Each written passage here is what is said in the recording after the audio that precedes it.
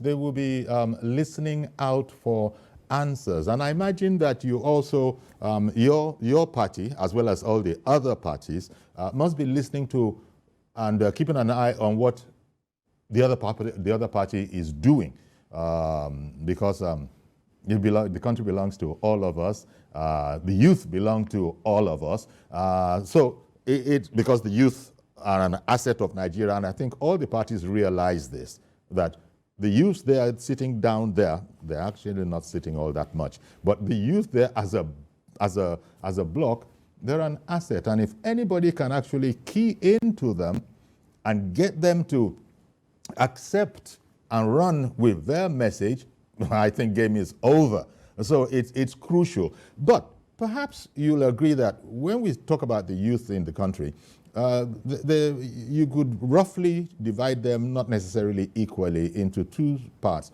One, the urban youth, digitally savvy, always on social media, knows how to use it, was used to, very, very high effectiveness during the NSARS thing, never mind how that ended. And then I imagine there's also a sizable proportion of the youth that are in the rural areas and are not as savvy as youths in the urban centers. Maybe they're not even in school. Maybe there are too many youths out of school that need to be in school. And, need to know how to use the digital situation we find ourselves in now. There's a digital economy, there's a digital everything for their purpose. I don't know if you've done any work in that regard, because we're talking about the youth here, to sort of understand the magnitude, if indeed that is the case, of the problem. Yeah. Okay. I'll start from what this government has done. Some years back, I was in Kano and Jigawa and those areas, and a huge number of the young people were doing this Okada business. Many of them, Okada, this motorcycle, commercial motorcycle running. I'm a Nigerian. You should have to describe Okada to me. No, I mean, in case we have people who are not Nigerians. Yeah, because we have been listened to Okada in the diaspora too. Exactly why I had to explain that. They are into commercial motorcycle businesses. When I was in Kano with some of my friends, you could see a huge number of these young people running around on motorcycles. And then I was fortunate to go back in another 2-3 years after the Anchor Borrower program had kicked in by this presidency. And what did I notice? There are a significant number of them are no longer on the street. And I'm always curious. So I asked a question, what is going on? And they told me, they have all gone back to the farm. They've gone back to the farm because they have now had access to credit. And they are now rice farmers. And in fact, many of them, as at that time, were already earning millions. And the numbers actually justified it, because in 2019, 2018, the highest number of people who went to Saudi Arabia for the Islamic pilgrimage, the Muslim pilgrimage, were farmers. So clearly there is a plan that is already being implemented. We just need to push forward. This is by this government.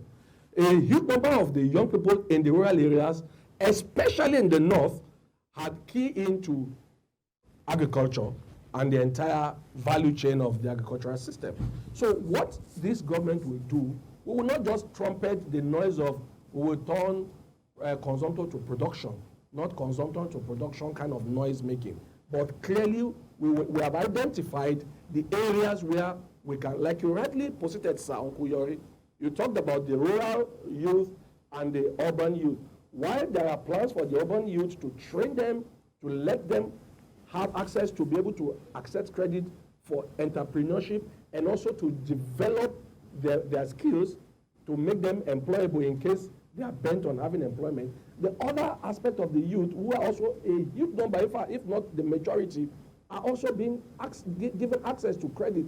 And Asiwaju is someone who has made up his mind right from time that credit system must be implemented in Nigeria, because apparently he trained in the United States of America and he must have been exposed to that kind of system. So We are not unmindful of that. So what aspect of young people are being catered for in our campaign? And it's not just campaign.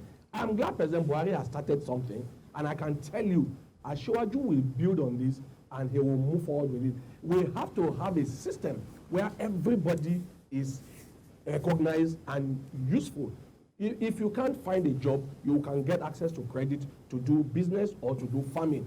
And okay. One thing I also want to say before you ask me the next question is the area of value chain.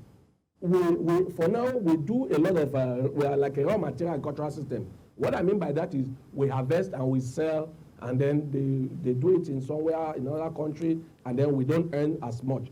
Now, Asiwaju is thinking of a system where most of these agricultural raw materials are not exported as raw materials. Rather, they are finished products, so that the entire value chain is embedded in the Nigerian economy, so that we can earn more. And if you remember, the last NBS numbers that were released, agriculture came first in terms of the GDP. So clearly something is going on here. Even if people are not reporting it, something is going on here, and I can assure you, that I know in the little time I've been around him and his people, oh my God, I can tell you that something huge is brewing for the Nigerian youth population in terms of credit, in terms of education, and in terms of ability to develop themselves. It's interesting you put it like this, because the actual question I was going to ask you, you've addressed some of it, I wanted to ask you the extent to which you think the political parties actually understand the youth. Because you've got to understand your target in order to know how to, meet it or hit it if you're thinking of a bull's, so I don't know. The youths want to be, quote unquote, included in. They want to be part of decisions. There are a lot of highly qualified youths, Nigerian, in Nigeria and around the world. It hasn't really been our style to include the youths into top-level matters, as far as their governance is concerned, even though you see Nigerian youths being in those positions abroad. In America, in the UK, in Canada, you find Nigerian youths in those positions, but not always here. So the question that perhaps you might, maybe I'll have to go on a break and come back, and I want you to sort of evaluate that question for me, please. The extent to which you think Nigerian political parties, and of course, the people who people there. I can quickly talk on that if you will give me the Okay. Time. How well do you think the parties, I know you've spoken very well for APC, but the parties, including APC, understand the youth? How well do you think that is? Well, Uncle Yori, I will tell you one truth.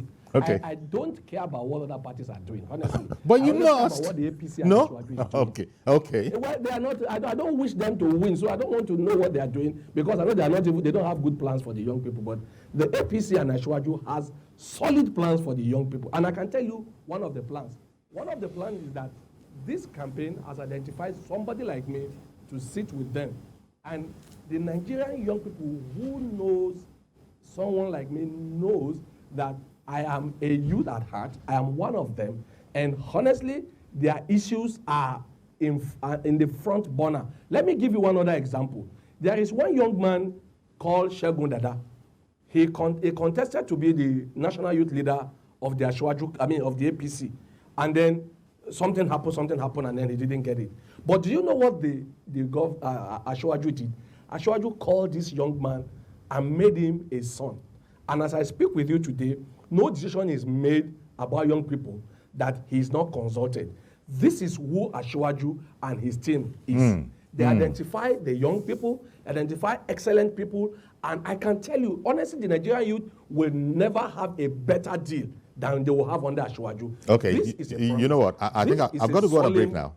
Speaking before we went on that break on the extent or your assessment of how well the parties understand the youth, and you had begun on that. But I want to add on to that. The youths know what they want, at least one would think so. But let me ask you, how politically savvy do you think the youth are? And I ask this question against the backdrop of, you must have heard it, Anthony Anahoro of blessed memory now, you know how youthful he was when he moved the motion for independence. Obafemi Awolowo, all of them, Sadano of Sokoto, all of those people were youngish back in the day, but they were sufficiently politically aware to be taken very, very seriously on behalf of Nigeria and by the world. Today's youth, what's your assessment? I'm not really talking about APC per se now, but the Nigerian youth that all the parties will be making a beeline for. How politically savvy do you think they are? Our young people are extremely savvy and intelligent, and like I said, they are also blessed with what people who are in their demographics today in the past did not have, the opportunity of technology to connect each other and learn. As old as I am today, I still learn a lot from the social media, even though sometimes the discussion there could be, well, let me not use so much word, but sometimes discussion there could really go either way. But you still learn a lot, and our young people are fortunate to be in this generation, to be part of that movement. So our young people are really savvy, they are politically savvy. However, the advantage that they have, that the narrow generation that you mentioned do not have, is that they have people to look up to. You see, the young people of that time were the leaders. They didn't have anybody ahead of them. And we saw that despite the fact that you need the energy and the savviness of the youth, you need the temperament and the maturity of the aged. We went into a civil war because we were led by people in their 30s who, though savvy, though intelligent, though passionate, did not know how to temper these things with experience. So this is the blend we are bringing in. Our savvy youth they are more exposed than us. They are more technologically savvy. They are more politically savvy. They know everything. So the area where we can only help them is to harness their energy, bring it together, and ensure that we have a savvy youth, energetic youth with the experience of the age, to let them know that, okay, this is where you should draw the line here, this is where you should move forward. So we, as the APC, we have done that beeline, like you rightly said, and we are walking along that path on the Asiwaju campaign to ensure that the Nigerian youth do not take a back seat like they used to take, but they are in the front burner. In the past, the best they give you as a young person is, okay, be a PA to one big man, be carrying bag all over the place. But you will see, even with the way the campaign committee will be structured, you will see how many youth, and we must also not forget women, will be brought on board, so that we have a huge mix of the old, the young, and the gender balancing. These are areas we are looking at, so that from our campaign structure, you will begin to understand that this is a different dimension altogether in terms of factoring the young people, the women, even people living with disabilities. Those are areas that we have identified as a campaign, and we are ensuring that everybody have not just a say, but a sense of belonging in the Nigerian project, as it were. It's interesting you said that, the sense of belonging, because this is, I think, everything. This is what Nigerian youths allegedly, feel they have been missing out on.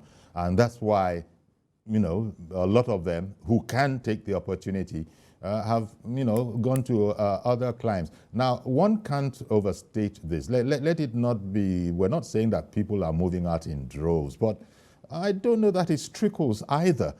People are going simply because they say they get a fair shake in another man's land.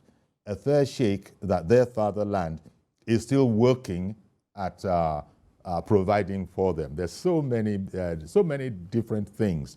And the youth, the way, if you look at the way the society is in Nigeria, let's take the past 20, 30 years, something has happened. You were speaking earlier, and you were telling me about the youths on Okadas in the north. They're now largely absent because they've gone to the farms. I was a bit, when you said that, I wondered if did you miss out the fact that terrorism is with us? The youths are taking a large part of that. Many people can't actually go to the farm because of the bandits, and this is beginning to cause problems. There might be, I think they are calling it there is food inflation in the land and all of that kind of a thing. So you see, it's very much a mix, and I don't know that any political party can afford to take the youth for granted, treat them very much the way we have been doing in the past, and come out of it smelling of roses.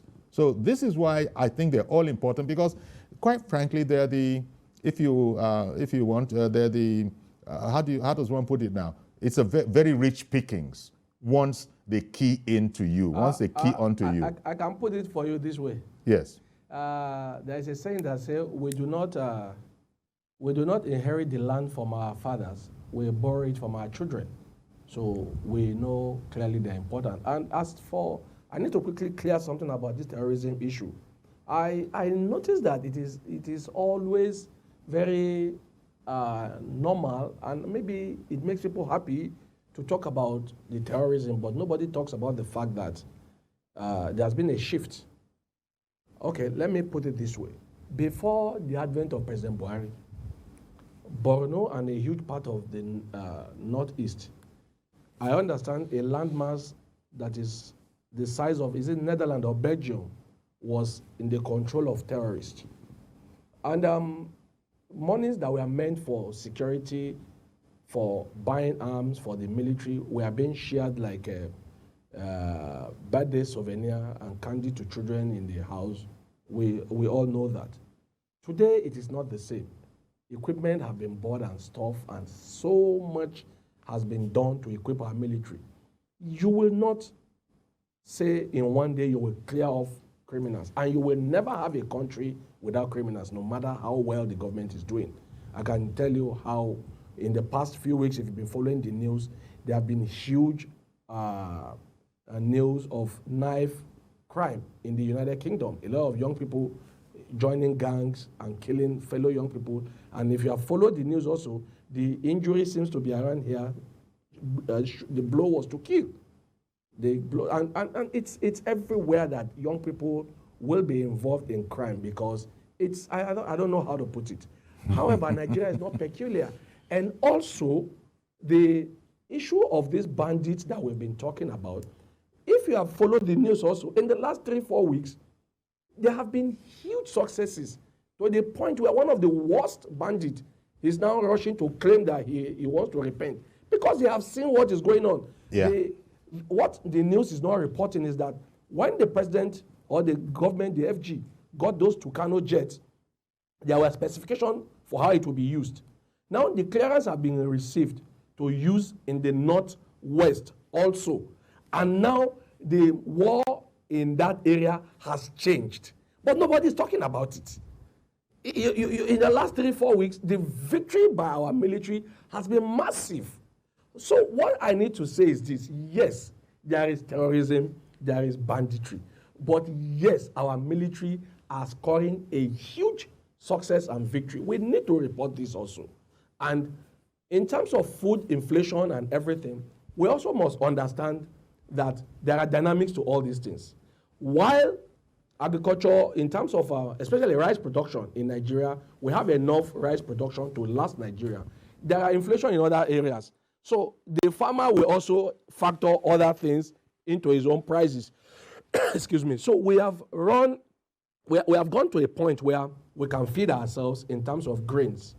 However, the farmer is also buying from the market. You and I are buying. You see, one thing that nobody is thinking about or talking about is the fact that we have built an economy that is too import dependent. Therefore, our balance of trade is so lopsided that, I'll give you an example. We sit in this country today, we earn naira. However, we spend dollars in almost every aspect of our life, from flying, from air flight, from petrol, from everything. I recently saw a property that a friend wanted to let, and we said, let's go there together. And you will not believe what I saw that day. This property in Abuja here was being let out in dollars. So these are the crazy things that we do that is unbalancing the economy. And actually, that is illegal. People are even investing. I'm surprised to hear that, Exactly. because it's People illegal. are actually investing in dollars. Nobody is talking about this illegal use of dollars in the economy. So we are dollarizing the Naira economy, and it is affecting every other aspect of our lives. I must also say, sir, that there has been a huge investment in agriculture, in other aspects of agriculture, especially in terms of a fertilizer by this government. And I can assure you that we are looking at what the government has done and how to even improve on it. So people easily get swayed by the negative news and forget that for every fake thing, there was already an original. That is why the fake can exist. For instance, you can't find a fake 2,000 Naira note because there's no original 2,000 Naira note. It's only 1,000 Naira note, then you can find a fake 1,000 Naira note. So clearly there has been huge successes, both in terms of military, both in terms of agriculture. And for our GDP, I mean, the number of our growth, the growth of our economy that has been released by the NBS, for agriculture to be coming first, it has not happened in the last 20 years. So this clearly tells you there has been a shift. Yes, there are inflation, I don't doubt that, but I just explained to you that our balance of trade is also loop-sided, and it is affecting every other aspect of our lives. So those are things that we must look at. When I was growing up, for instance, you have Leonard's, you have Bata, you have SCOA, you have all these companies producing in Nigeria. Today, we don't produce anything. So apart from the food you are producing, every other thing is imported. And this is affecting the economy. So we have to redefine what we want as a country.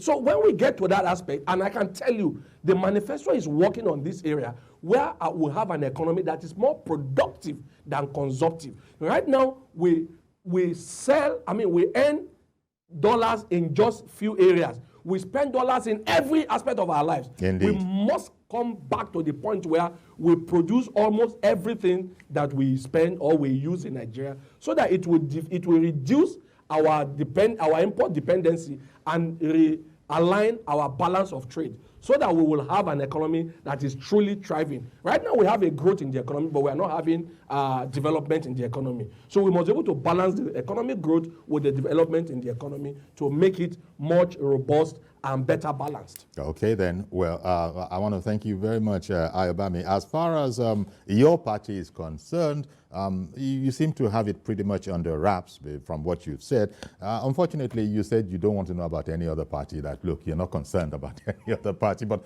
all of you are going to be aiming for that same block. Honestly, I mean politically. All of the parties are going to be aiming for that same block across the country. And the way, as you know, our presidential election is structured. We have the youth catered for clearly, and that is why we are the best option for the Nigerian youth.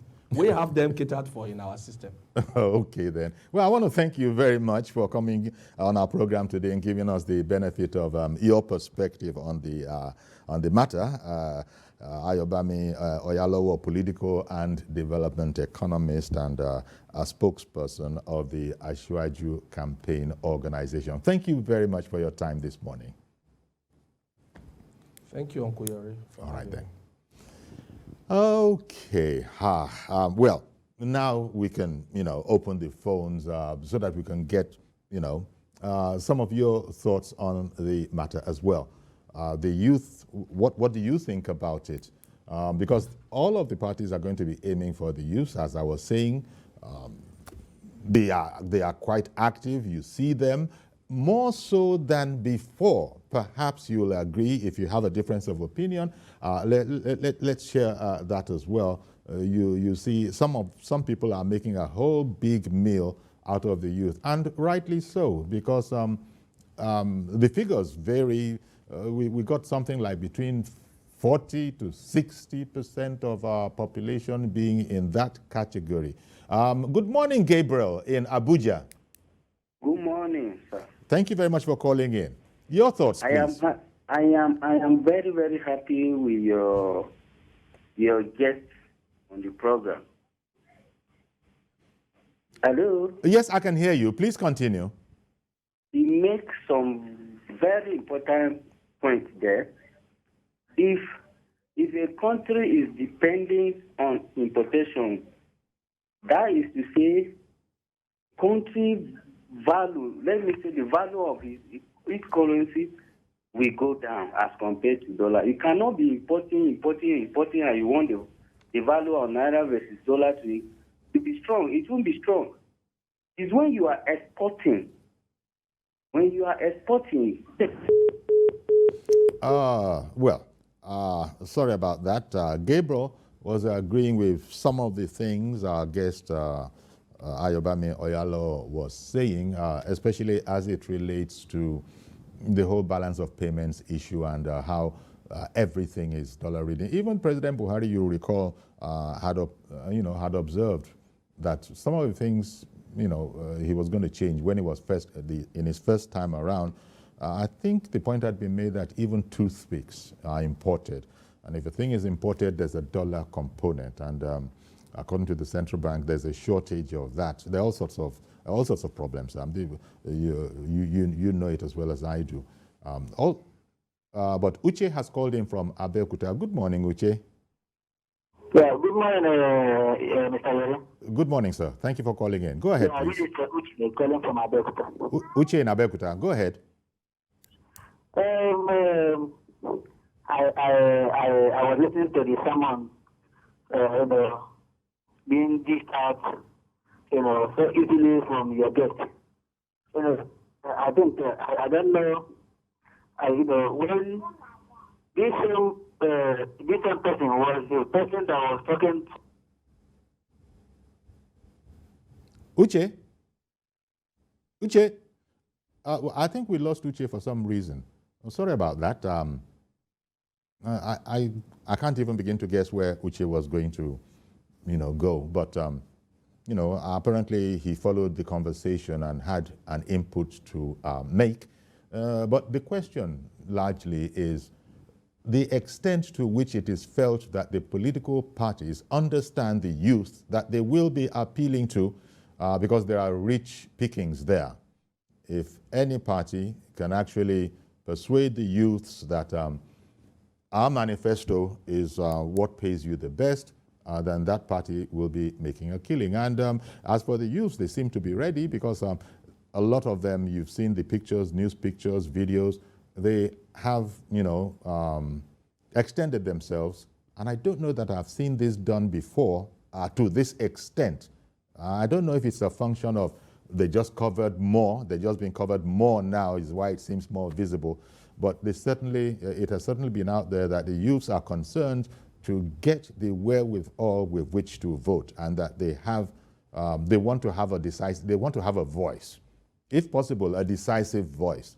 Now, if the youths could actually get together, come together, that would be a phenomenal army of votes. So I imagine every party that is going into this election will have factored them in. Nobody is saying that the youths can do it alone, but they're an important part of the entire mix. Andrew in Alimosho, good morning to you. Good morning. Thank you for calling in. Go ahead, please. Okay, your guest that just came in, I wanted to ask him a question, but it's unfortunate that he has left the. Okay.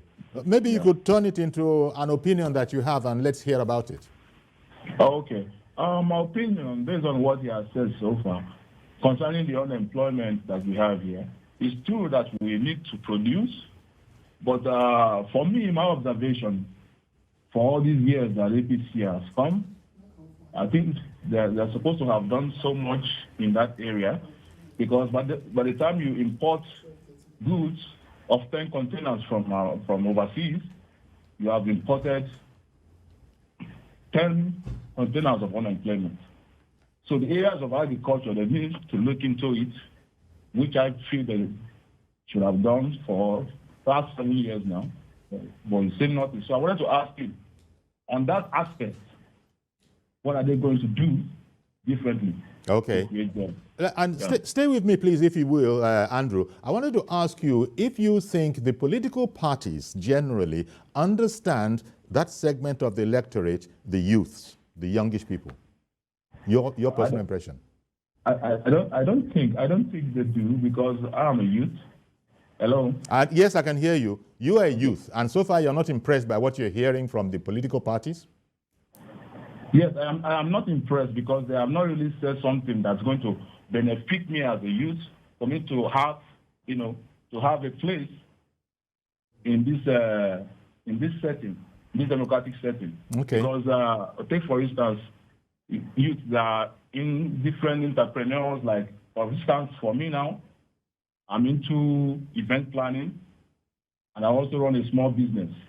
We have not ever had a support over the 7 years in small businesses, So I don't think they have really, involved us in their setting, the democratic setting that we have here now in Nigeria. So and we need something different that will give us hope, to participate as youths and do things differently. Unlike what we've been seeing before. Thank you very much, Andrew. Thank you for contributing that, Andrew. And I'm sure they're hearing. The parties are hearing. They usually have people watching across the whole media spectrum. So they're hearing that. They're hearing what you've just said, that you are still waiting for a message that will resonate with you. And I'm glad you put it across board of all the parties. I don't know. I think we are going to have to leave it here, if I'm hearing right from inside the hub. Let's leave it here now. We took a stab at the question of the youth, the potential, the political, the electoral potential of the youth, and how well the political parties understand them, because they are all wooing them. We heard in particular from Ayobami Oyalowo, who speaking as a spokesman of the Asiwaju campaign organization, but it's a general thing. All of the parties will be wanting to woo the youths and hope that the youths will appreciate them, and indeed cast their vote for them so that they can continue depending on whatever the manifesto is. But it's crucial that they understand the youths that they happen to be aiming for. That's our program today. Thank you very much for being with us. Join us tomorrow for a fresh edition. I'm Yori Folane. Bye-bye for now.